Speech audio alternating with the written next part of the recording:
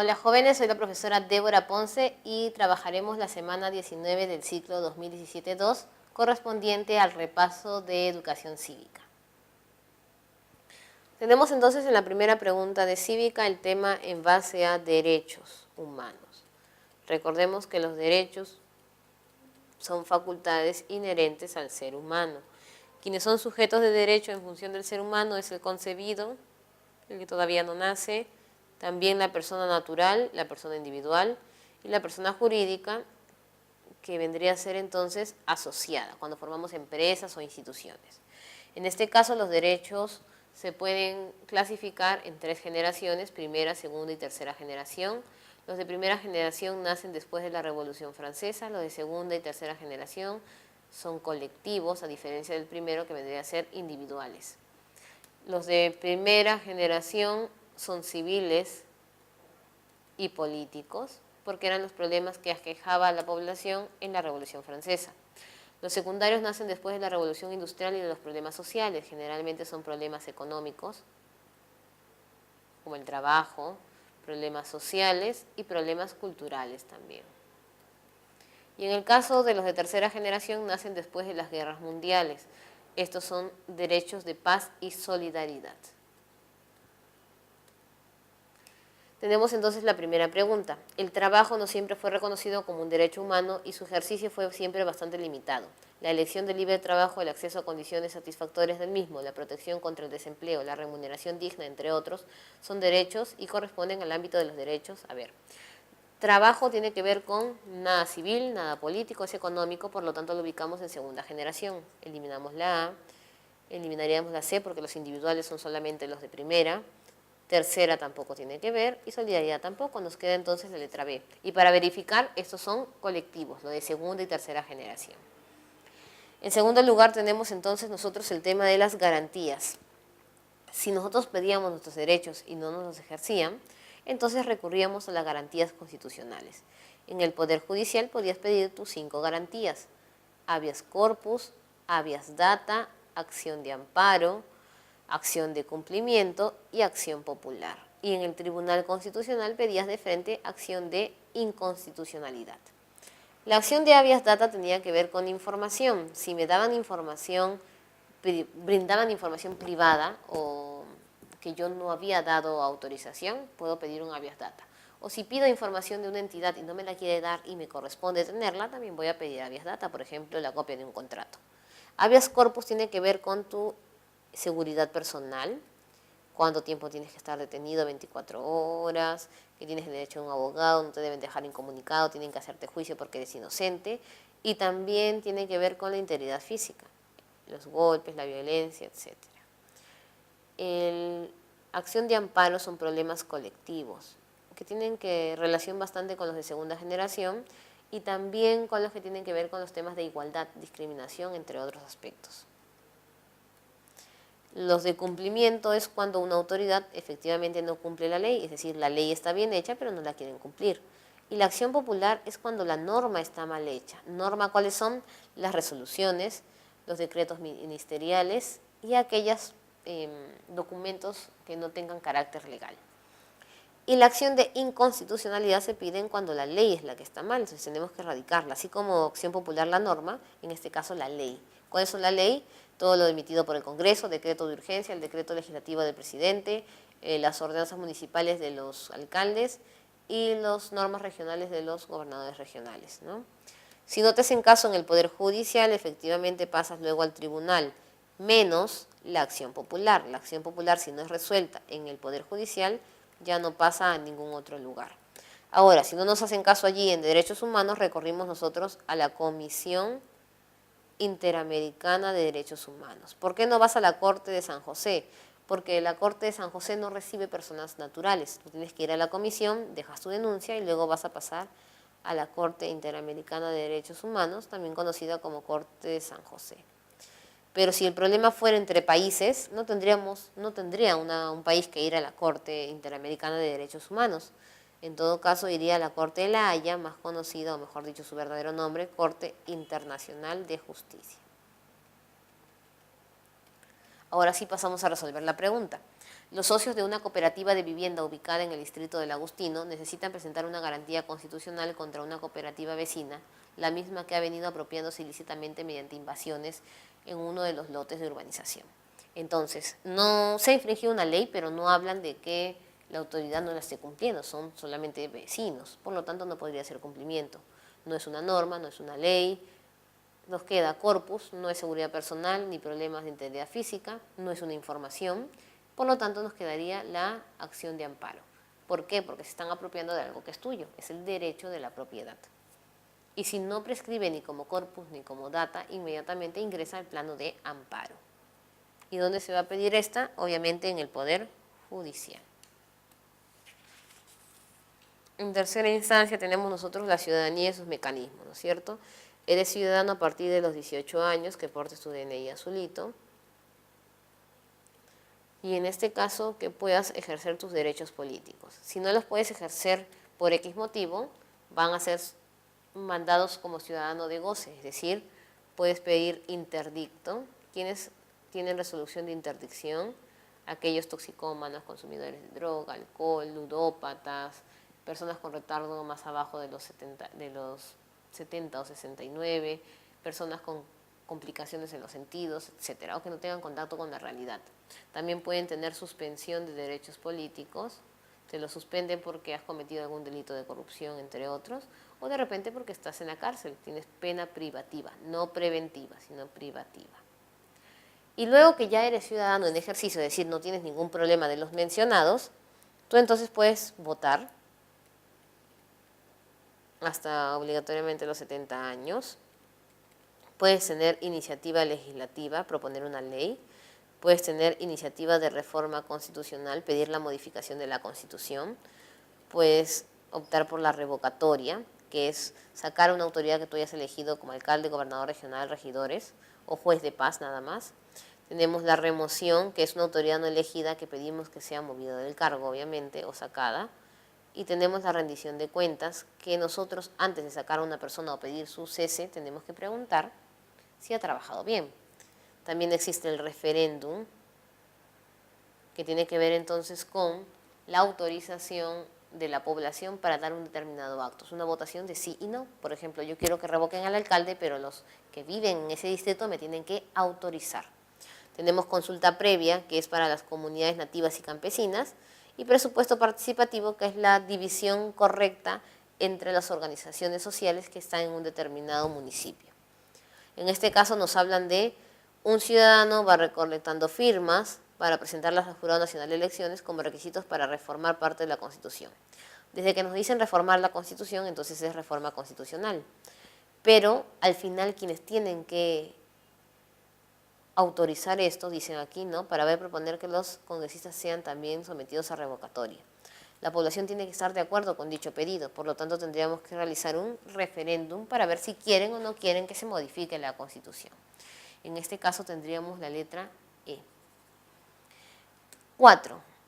Tenemos nosotros los problemas de convivencia. Hay problemas de convivencia como son la discriminación, que es segregar a una persona en base a un principio o factor. Tenemos nosotros la delincuencia, que es infringir la ley, y obviamente tenemos la corrupción. Y la corrupción es cuando una persona abusa de su poder para conseguir algo de manera ilegal o de manera no correcta, ¿no es cierto? Tipos de corrupción, por ejemplo, está el peculado, en el cual haces uso de un bien del Estado o del dinero del Estado en beneficio propio. Por ejemplo, un carro destinado para una obra del Estado lo utilizas para pasear a tu familia. Tenemos el cohecho pasivo, que tiene que ver o se define como coima. Tenemos el tráfico de influencias, que aprovechas el que conoces a alguien para tener algún beneficio. Y tenemos también la colusión, que es cuando beneficias a una determinada empresa para que consiga algo. En este caso nos hablan de las definiciones. Entonces, peculado, cuando el funcionario destina los bienes confiados al servicio público. Si dice al servicio público no hay nada malo, porque no está haciendo uso o beneficio para sí. Coima, una autoridad recibe ganancias del Estado para interceder una ante otra. Esta definición vendría a ser la de tráfico de influencias, no está correcta la definición. Cohecho pasivo cuando se acepta un donativo, está bien, es coima. Colusión cuando se obtiene beneficio por concursos amañados. ¿Para quién? Para empresas. Entonces tendríamos como clave correcta la 3 y 4 que corresponden a la letra C.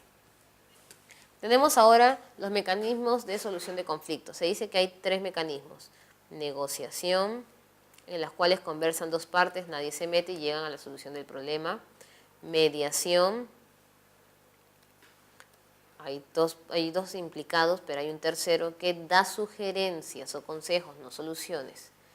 Y conciliación, en el cual este tercero se encarga de dar la solución. Esos 3 mecanismos son procesos extrajudiciales y en el caso de la conciliación existen los centros de conciliación, que son personas que se encargan de realizar la solución de las faltas, no necesariamente son jueces, no necesitan un abogado también las personas, es barato, pueden solucionar problemas de alimentos, de contratos y similares. En este caso, sobre la conciliación, marcamos verdadero y falso. ¿Es un proceso judicial para resolver conflictos? No, porque hemos dicho que son procesos extrajudiciales, ¿cierto? Tenemos luego el conciliador, es un juez de paz mixto, no es un juez de paz mixto, y en realidad no necesariamente tiene que ser un juez de paz. Se da el caso del juez de paz como conciliador cuando es un centro poblado, pero cuando estás en un distrito es un juez de paz letrado y hay aparte un conciliador. ¿El conciliador obligatoriamente es un abogado? No. ¿Se puede resolver una compensación económica? Sí, siempre y cuando las 2 partes estén de acuerdo. ¿Y las partes tienen que tener un abogado? Tampoco, no es necesario. Tenemos entonces como respuesta la letra C. O 6, digo. En la Ley General del Amparo del Patrimonio Cultural de la Nación, el representante de una asociación paleontológica del Perú cuestionó que esta ley se considere un fósil como parte integrante del patrimonio cultural. ¿Por qué? Recordemos nosotros que el patrimonio cultural de la nación se divide entonces en 2, material o inmaterial. Inmaterial es danzas, costumbres, recetas, etc. Material es lo que se puede tocar, se puede dividir en 2 maneras, mueble o inmueble, si tiene movimiento o no tiene movimiento. Le podemos decir arqueológico si es incaico o preincaico e histórico si es republicano o colonial. En el caso del fósil, sabemos que es antiguo, pero acuérdense que un fósil es la transformación de restos orgánicos en materias inorgánicas o minerales. Y algunos consideraban que para la inserción de dicha ley debería ser más que todo un patrimonio natural y no cultural. Después, más adelante, se modificó. Por lo tanto, podríamos decir que la clave sería la letra A. No puede ser bien inmueble porque el fósil, si bien está ahí ubicado, se puede mover. No es subacuático porque no mencionan agua ni 100 años. Puede ser trasladado en forma documental. En realidad sí se podría estudiar culturalmente, solamente que la ley no la autorizaba así. Y es parte del patrimonio histórico mueble. Si bien es mueble, y la parte histórica viene el problema, porque si es paleontológico debería ser entonces arqueológico y no de tipo histórico. Aunque la salvedad o el problema vendría a ser de que arqueológico es incaico y preincaico y el paleontológico es mucho más atrás. Muy bien, tenemos entonces el tema de interculturalidad. Recordemos que en el plano de la cultura teníamos nosotros términos. Interculturalidad es la relación entre culturas. Hablamos nosotros de transculturalidad cuando nace una nueva cultura. Hablamos de enajenación cuando nos quieren quitar la cultura. Hablamos de alienación cuando buscamos copiar la cultura de otros. Hablamos de multicultural cuando son varias culturas y pluricultural cuando están registradas. En este caso, hablan de la interculturalidad, que es la interrelación entre diferentes culturas con el ánimo de tener igualdad, integración, convivencia armónica entre ellos. Si fuera lo contrario a la interculturalidad, ¿qué término utilizaríamos? Comunicación nacional no podría ser porque comunicarse es bueno. Reconocimiento étnico, reconocer no es malo, solo que no te mencionan si está más reconocida uno u otra. Empatía cultural es ponernos en el lugar de otra cultura, también es parte de la interculturalidad y nos queda simbiosis o etnocentrismo. Si recordamos, etnocentrismo es centrarnos solamente en una cultura, por lo tanto ya no habría diversidad. Y simbiosis, al contrario, es unificar y crear algo nuevo. Por lo tanto, el término contrario sería etnocentrismo cultural. Ahora, en el caso de las diversas costumbres y tradiciones, recordemos nosotros que hay términos que se relacionan con el término cultura también. Identidad nacional, que era conocer. Peruanidad, que era amar el Perú. Tenemos nosotros pertenencia, involucrarse en el Perú. Teníamos nosotros también tradición, que son las festividades que se marcan año a año y no tienen mucho cambio, ¿no es cierto?, de generación en generación. Y costumbres son algunas prácticas que se dan en dichas festividades o usos que pueden cambiar en algunos lugares. En este caso te mencionan que las costumbres y tradiciones comunes en las diferentes regiones del país demuestran que el sentido de pertenencia varía al recibir influencias a través del proceso histórico.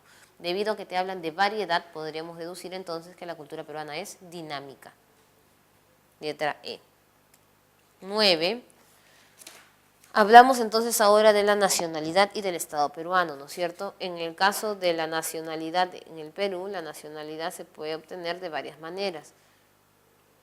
Por nacimiento, por opción, en el caso de opción es matrimonio, padres peruanos o hijos que no tenemos la ubicación exacta, por ejemplo, huérfanos de algunos otros países que ya están en el Perú. Y también por naturalización, en este caso son los residentes que optan por tener la nacionalidad por honor, entre otros. En este caso, tú sabes que la nacionalidad no la puedes perder a menos que decidas renunciar a ella de manera expresa. En este caso nos dicen que Lucía reside más de 10 años en Colombia y desea naturalizarse en dicho país, pero le piden que tiene que perder su nacionalidad. En este caso se acerca al consulado peruano de Bogotá para realizar los trámites y le dicen que perdería su nacionalidad si obtiene la nacionalidad colombiana. ¿Podría ser eso posible? No, porque el Perú permite tener varias nacionalidades. En este caso entonces tendríamos como respuesta la letra D, no, porque en nuestro país solo se pierde salvo renuncia expresa. Ahora pasamos a ver los poderes del Estado. En este caso tenemos nosotros el poder legislativo que recae en el Congreso. Nuestro Congreso es unicameral, todos los congresistas están con la misma función, son 130 congresistas. Y lo característico de ellos es que gozan de inmunidad, no pueden ser procesados a menos que el mismo Congreso o la Comisión Permanente levante la inmunidad, que obviamente tienen que dar el visto todo el Pleno. También tenemos nosotros que no están sujetos a mandato imperativo, nadie les va a decir ni ordenar por qué votar o qué decisiones tomar. Y no están sujetos a interpelación, es decir, nadie los puede interrogar. Pero sin embargo ellos tienen funciones legislativas, que significan hacer leyes, tienen funciones de control político en las cuales ellos pueden interpelar a quienes, a los ministros, y tienen funciones especiales en las cuales eligen, designan o suspenden a representantes de los órganos constitucionales autónomos. En este caso, también sabemos que el congresista no puede renunciar, el congresista no puede ser dejado del cargo más que suspendido por 120 días de legislatura, a menos que el Poder Judicial haya encontrado un delito grave en el cual pida la prisión de dicho personaje. La Corte Suprema de Justicia, teniendo en cuenta los resultados de la investigación realizada por la Fiscalía, un congresista involucrado en el lavado de activos debe iniciar con el enjuiciamiento respectivo, para lo cual requiere que el Pleno del Congreso de la República solicite la renuncia, no puede renunciar, pida interpelación, no puede ser interpelado, suspenda al congresista por un año, solamente pueden ser suspendidos por 120 días de legislatura, vaque al parlamentario, no se le puede vacar, por lo tanto se le levante la inmunidad para que pueda empezar a ser procesado judicialmente. Tenemos luego el Poder Ejecutivo. En el caso del Poder Ejecutivo tenemos nosotros al Presidente de la República y el Consejo de Ministros. El Presidente de la República entonces sí puede ser vacado, a diferencia de los congresistas. ¿En qué causas? Cuando muere, obviamente no va a gobernar el muerto.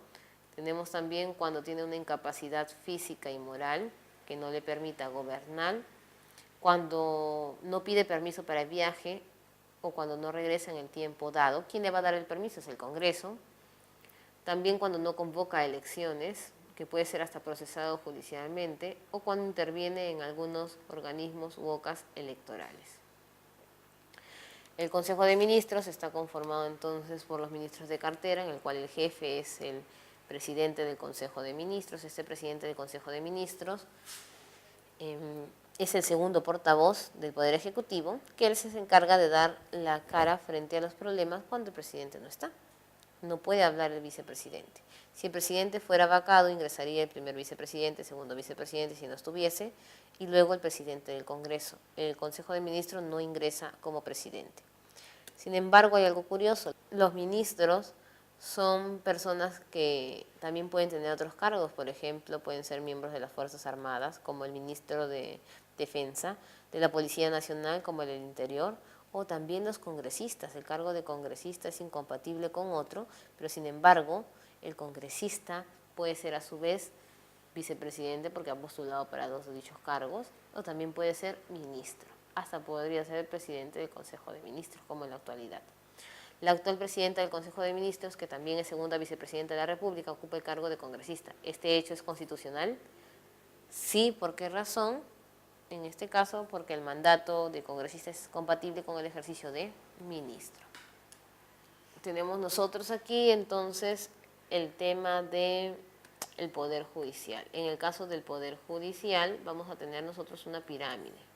Recordaremos cómo funcionaba esta pirámide, la dividíamos en dos: faltas y delitos. Para faltas tienes el juez de paz elegido por el pueblo y se encuentra en centros poblados. El juez de paz letrado que resuelve los casos de conciliación, primero han pasado por conciliación y luego van a ir a juicio, en el caso de los distritos administrativos. Y cuando es un delito pasa de frente al juez especializado o mixto que se encarga o se encuentra en las provincias. Si tenemos que apelar, apelamos a la Corte Superior, que se divide en salas y se encuentra en los distritos judiciales, no confundir judicial con distrito administrativo. Y en última instancia tenemos nosotros las Cortes Supremas, que se encuentran en el ámbito nacional. Y acá nos mencionan en la pregunta: con gran expectativa de la población y autoridades de los distritos de la zona, de la capital, zona este de la capital, hablan de distritos en general. Podría ser entonces una provincia o podría ser un distrito judicial. Se puso en funcionamiento la Corte Superior. Corte Superior son salas. Este es el objetivo de descentralizar y acercar al servicio de impartición de justicia. ¿Cuál es el ámbito que administrará la Corte Superior? Entonces es un distrito judicial porque es creado exclusivamente para la Corte Superior. Tenemos la pregunta 13 en relación a los órganos constitucionales autónomos. Recordaremos que las OCAs podían dividirse en económicas, jurídicas y electorales. Las OCAs económicas eran BCRP, Banco Central de Reserva del Perú, Superintendencia de Banca y Seguros, Contraloría General de la República; jurídicas, Ministerio Público, Defensoría del Pueblo, Tribunal Constitucional, Consejo Nacional de la Magistratura; electorales, Jurado Nacional de Elecciones, Oficina Nacional de Procesos Electorales y RENIEC, Registro Nacional de Identificación y Estado Civil. Cada uno tenía una función específica. El Banco Central de Reserva del Perú, su función era equilibrar el proceso de inflación, es decir, regular el crédito que también se daba en el sistema financiero, emitir monedas y billetes y todo lo que tendría que ver con la estabilidad económica del país. La Superintendencia de Banca y Seguros administra las empresas privadas encargadas de todo lo que tiene que ver con el préstamo o administración de dinero de afiliados. Y la Contraloría General de la República de supervisar el tema del presupuesto y su utilización en entidades estatales. Jurado Nacional de Elecciones se encarga de fiscalizar las elecciones. La Oficina Nacional de Procesos Electorales se encarga de organizar y mandar todo lo que son materiales. La RENIEC de actualizar datos y elaborar el padrón electoral o listado de votantes. La Defensoría del Pueblo, su nombre lo dice, se encarga de apoyar al pueblo en temas en los cuales el alcalde o una autoridad regional o municipalidad no está dando apoyo. El defensor del pueblo puede hasta denunciar a un alcalde. Su función, su nombre lo dice, es defender a la población, tenga o no tenga cargo. El Ministerio Público de recoger las denuncias para llevarlas al Poder Judicial y analizar los temas, ¿no es cierto?, de asesinatos, hace el preanálisis del proceso judicial. El Tribunal Constitucional de recibir las garantías constitucionales y el Consejo Nacional de la Magistratura de elegir jueces, fiscales, determinar los vocales. Ojo, el fiscal de la Nación, que es el representante del Ministerio Público, no es un fiscal elegido por el Consejo Nacional de la Magistratura. Todos los fiscales eligen cuál es el jefe del Ministerio Público, que se llama fiscal de la Nación. Sin olvidar que el Consejo Nacional de la Magistratura también elige al jefe de la RENIEC y el jefe de la OMPE. Ahora, nos dan preguntas sobre las OCAs económicas. La Contraloría General fiscaliza la ejecución del presupuesto de las regiones. Contraloría y habla de presupuesto, entonces sería una clave verdadera.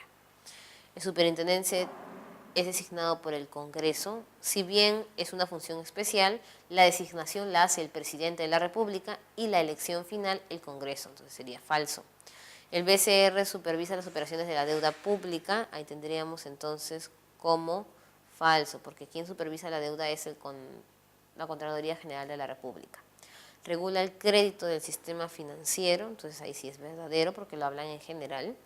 Y la Contraloría General de la República detecta el lavado de activos. Lavado de activos es para empresas privadas, específicamente con vínculos con el narcotráfico o diferentes situaciones de dinero mal habido, y se encargaría entonces la Superintendencia de Banca y Seguros, por lo tanto esa sería falsa. Y tenemos como respuesta final la letra B.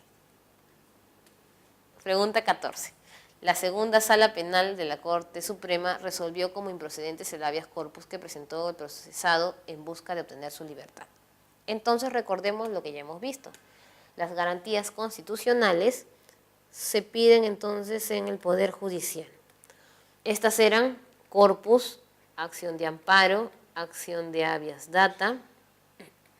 Tenemos nosotros acción de cumplimiento y acción popular. Si no te hacían caso en primera y segunda instancia en el Poder Judicial, pasabas inmediatamente al Tribunal Constitucional. Las recibía en última instancia, menos cual la de acción popular, que no pasaba al tribunal. Mientras que en primera y única instancia se recibía la acción de inconstitucionalidad. En este caso, si no se puede resolver en la segunda sala penal de la Corte Suprema, ¿a dónde tendríamos que pasar nosotros? Al Tribunal Constitucional. Por lo tanto, tendríamos como respuesta la letra C. Y última pregunta para el tema de repaso de cívica. Tenemos entonces nosotros los gobiernos locales y gobiernos regionales. Diferencia entre el gobierno local y gobierno regional es que el local se encarga del ornato de la ciudad, de la infraestructura y del cobro de impuestos en materia general, mientras que el gobierno regional recibe parte del presupuesto, lo cual lo tiene que hacer crecer. Por lo tanto, el gobierno regional siempre se le vincula con el enlace económico. Solo hace obras de infraestructura cuando tienen que ver más allá de unas provincias, es decir, que le involucre gran parte del departamento. Tenemos ahí entonces sobre la regionalización. ¿Cuáles son competencias del gobierno regional? Aprobar la organización interna y presupuesto, si tiene que ver con dinero, es correcto. Habilitar legalmente el espacio urbano en solares. Espacio urbano tiene que ver entonces con el gobierno local, porque es parte del ornato de infraestructura. Promover el desarrollo socioeconómico regional también tiene que ver con la parte de dinero. Reglamentar, fiscalizar y regular el transporte público. Transporte público es una obra de infraestructura que es gobierno local. Fomentar inversiones tiene que ver con dinero y ejecución de proyectos también. Por lo tanto, el gobierno regional se encarga de la A, C y E, que vendría a ser la letra B. Bueno chicos, hemos culminado todo el curso de Educación Cívica. Lo importante que hemos visto en este curso no solamente son temas que nos sirven para postular un examen de admisión, sino temas que nos permiten entender la realidad nacional. Se les invita a seguir estudiando para lograr sus metas tanto en la universidad como en todo su plano personal. Nos vemos.